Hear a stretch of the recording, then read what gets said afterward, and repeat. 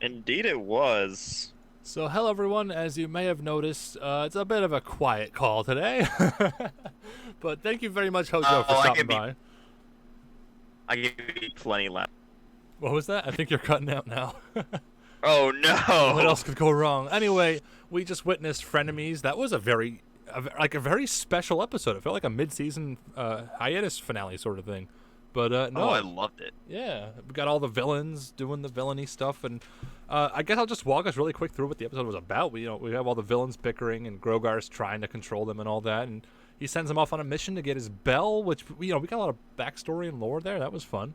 We also got a song, Yep, a villain song no less. That was also a cool. tango. Yeah. Yeah, we got I Cozy, love we that. got Tyrek, and we got Chrysalis all singing. And to parallel the conflict in the episode, they were all kind of fighting over who leads the song. That was fun as well. Yeah. Uh, Oh man, this was a really good episode. yeah, I mean, I I liked it a lot. I do have to complain because I'm a complainer. It had some of the hallmarks of a Mike Vogel episode, but other than that, it was all good. the one thing I thought was like they could have just like backtracked and like gone back to the get the Ursa Minor and absorbed him, go back to absorb the pony, and then just return to their current position. They could have done that.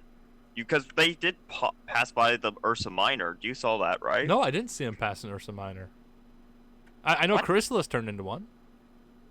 Oh, that was Chrysalis. Yeah, I think that was just Oh, Chrysalis. She took it was fun to see Chrysalis took a lot of different forms, and it was fun to see how they gave those forms a purpose for her to accomplish something. That was because they never fully utilize changelings. They have this superpower of changing into anything, and you rarely and see it in the changing show. their mass, and they changed their mass as well, which is what I was Yeah, surprised about. I think there are limits though because the Ursa Minor was tiny. And I'm gonna find a screenshot of that. That was very tiny. Yeah.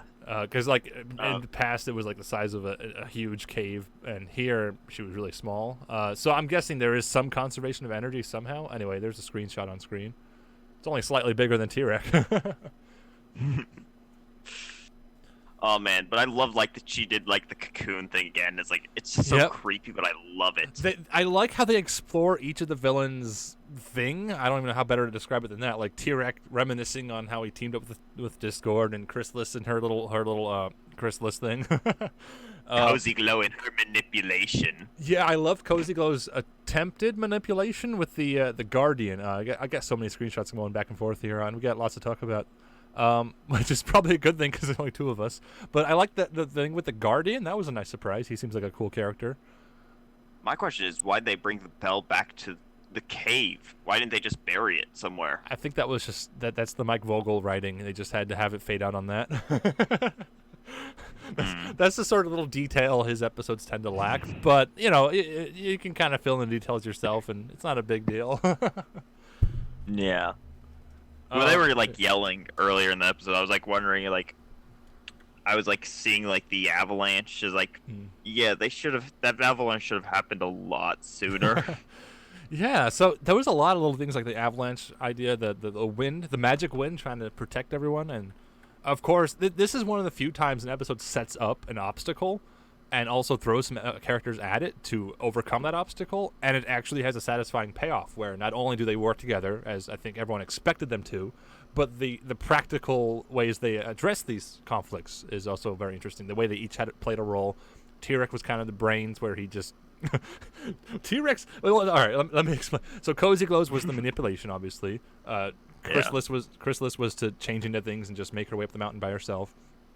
T-Rex just made camp and just hung out until they were done. I thought that was a great subversion of my expectations because I thought he would try to also brute force it, but no, he's smarter than that. That's good to see him. He's actually intelligent. I was actually expecting him to like absorb all the wildlife around him and like even to attempt to like absorb the trees or at Yeah. some point. Yeah, that'd be good, like for a funny payoff, like he's trying to absorb magic from a squirrel, something like that. But Yeah. I actually kind of prefer what they did because it wasn't expected, and Oh, it improves the character, makes him more intelligent. I like that. Yeah. Just like it feels like the villains are like the smartest ones of them all, but aside from like their as well quote unquote smartest. Yeah. Because they don't like create too many contingency plans about their big master plan. They just go out in a big bang and a big rush and then hope for the best. Yeah, like that aspect is predictable. How like, oh, they're all gonna try to go at it alone, and they team up and they do it together. Like that idea is, I think everyone who watched this episode knew that from the beginning. But the way they actually played out, the execution was great in this episode. Not gonna lie, at the campfire scene, I wrote in my notes they're going to betray Grogar in the finale. Oh, I didn't see that coming. That's cool. You're predicting that. I didn't see that coming. That was a big surprise at the end. I saw that coming. It's like right after the campfire. It's like, yeah, this is like as soon as like I saw them team up, it's like they're going to betray Grogar in the. I thought it would happen in the finale. I didn't expect it to happen in the episode. Well, it's good that they're setting it up. If it just happened out of nowhere in the finale, that would be kind of obnoxious. But they're actually setting this up. It would make my prediction correct. Yeah. I love the part, I'm looking at screenshots now, where Chrysalis imitates this. All right, does this creature have a name? The snake bowl thing. Does it have a name? I don't know. Anyway, Chrysalis, I didn't hear them write down the name. Chrysalis imitates, is it a female? It must be a female version of it, and like absorbs its love. At first, I was like, wait, what's going on here? This is weird. Like, just out of nowhere, he's in love. And then it turns into Chrysalis, and I felt like cheering, like, oh yes, we're getting her back to her main ability there.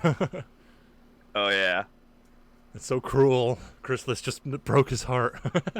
Does Chrysalis have the ability to emit pheromones or something? I don't know. See, that's the thing. That's the sort of detail the episode lacks, but is easy to fill in. Like, we could just assume there was some magic involved. Yeah, I like some love magic, or the fact that she might be able to emit some of the creature's pheromones as like a special changeling ability. A couple people which would make a lot of sense. A couple people, yeah, it does make sense. A couple people in the chat are saying it's bull snake, and maybe it's the only bull snake ever, so he was just that excited to see another one. Who knows? And I'm to the part in the screenshots when they're reminiscing around the campfire. That's what made the episode for me. Just the way they kind of chat.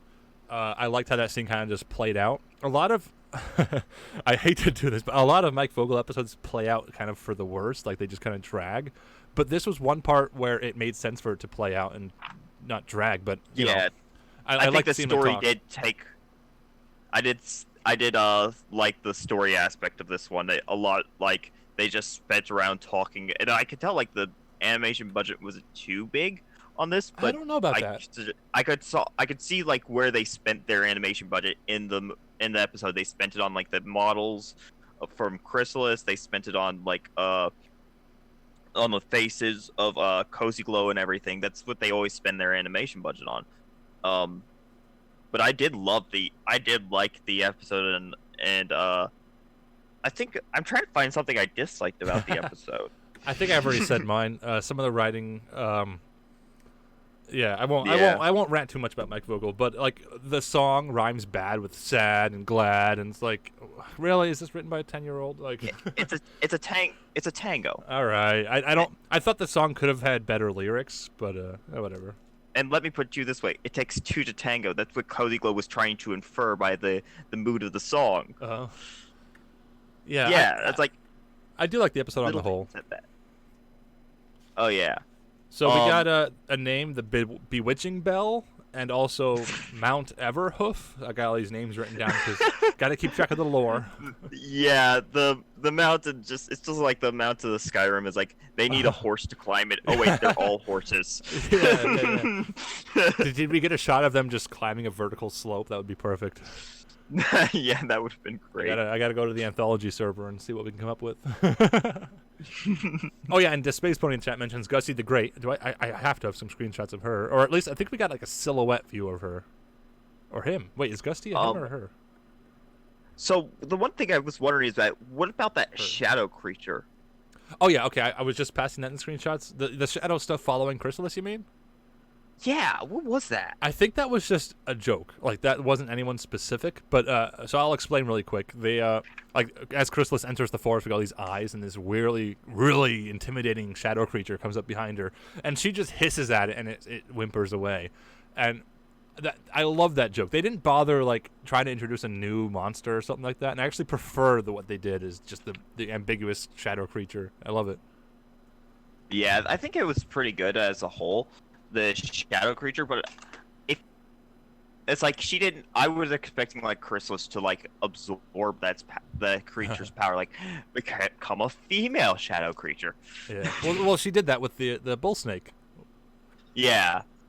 So I think I think the reason this episode resonates so well with a lot of people in the chat and us, obviously, a lot of episodes will have to like tear someone down in order to build them up. And this episode does a good job of like empowering the villains. Like these are characters we don't see a whole lot of. We kind of just infer speculation on their character. And here, they're all at their best. I guess Cozy's the only one who kind of breaks down and her manipulation fails and she freaks out. But like T-Rex intelligence and even Chrysalis's intimidation, because so many episodes have been depicting Chrysalis as this weak person who talks to logs, which is hilarious. But it definitely like lowers her character to be less intimidating. So I'm glad we had this scene with her right here. When I first saw her talking to that, it didn't look like a log. It looked like something oddly. No, stop! It's a log. Yeah. Okay. Okay. Okay. So again, all the characters, the villains are being developed infinitely better than students have ever been developed. I know that's a controversial statement, but that's my stance. Oh yeah, the villains are 1,000 times better than the students. These villain episodes, it's like if we could have more of the villain episodes than the student episodes, I'm all for it. This one episode has done more for these three, or even these three villains. It's done more for them than the past season and a half or so has done for any of the students. Except for Yona. Yona got her own episode. No, I'm even counting her out. I know she had a good episode recently, but really? I'm not even counting her in this statement. Really? I think she had pretty dang good character development there. Yeah, I'm not saying she didn't. I'm just saying this knocks it out of the park. Well, yeah. Yeah, it does. Well, that's being said, and also there's a lot of things, like a lot of people like these villains. They don't we have get history. Much screen time, so they have a lot of chance to develop character in these small little episodes. Yeah, and we have history with these characters. Like I said, my favorite part was when they were reminiscing around the campfire, and that wouldn't have the same positive effect on me, in my opinion, if this was like the first episode of the show I've ever seen. It would just be confusing. So that's that's an overarching complaint I have for most recent episodes. Do rely on the show's history, but yeah, no, that's not a bad thing. That's great for us fans. I was gonna say you're changing that from like, oh, you're now complaining the fact that the show has become episodic. No, I wasn't complaining. I was just no, that's a good thing in my opinion. It is different though, different for better and for worse, I think. Yeah, because this show has been episodic at times. This is one of the rare shows that is both episodic and has a cohesive storyline throughout the entire thing.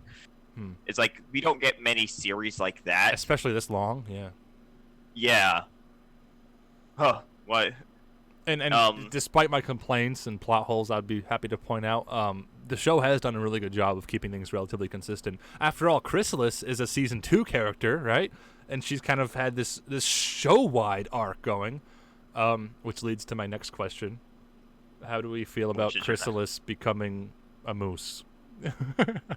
What do you mean? I think it was hinted in this episode that Chrysalis is resisting friendship, and I think we all know, despite no one wanting it, I think she has to become colorful and moosey like Thorax. Well, no. Because I wasn't happy with Thorax's change. I would have loved to see them stay as evil bug ponies or whatever they're called. Well, she actually does become a moose. Yeah, a moose. No spoilers. Then, no, she's not. If she does become that, who takes over the Changeling Kingdom? There is no Changeling Kingdom. It's just Chrysalis. Well, now, no, the new Changeling Kingdom, the Moose Kingdom. It's Thorax. Who would take? No. But if she becomes a good changeling, who would take over? No one. It's just Chrysalis versus all the reformed changelings, I think. I was hoping there's like a civil war with the changelings, some that stayed evil, which Melis mentions Thorax's brother. What was his name? Pharynx or something? Yeah, his brother. Anyway, I'm getting a little bit off topic here, but I do hope for a satisfying something with Chrysalis. I don't want her to just be instantly reformed. But the fact that they're setting this up, not only with Chrysalis, but also with T-Rex and Cozy Glow, I was very, very against the idea of all the villains becoming reformed and everyone's good, happily ever after. I thought that was just a cop-out. But if we get more episodes like this, which kind of develop it further, and it's opening me to the idea, actually. So this episode did a good job of changing my mind in that way. Yeah. Because it's easier to think of villains as these bad creatures that just show up every once in a season or whatever and cause trouble, and they can be fun, but it's episodes like this which give them more depth. I think, and when they have that depth, it's easier to accept them as swaying opinions and changing for better, and kind of like what we had with Discord. But even that was kind of rocky. But whatever. Anyway, any last remarks? We're gonna try doing individual thoughts and ratings, even though it's kind of pointless. I think that's pretty much all I had to say about it. I mean, I did like this episode a lot. Yeah. All right, you want to jump in? Give us some yes, I'll jump in. I know we've been talking, but whatever. Yeah, so I think this entire thing was amazing. This is the episode I loved it from the very beginning, where they had the song and the tango from her just talking to that little quote unquote twig, to where it's just then it's the Belle reference from the very first My Little Pony movie. And then they need a horse.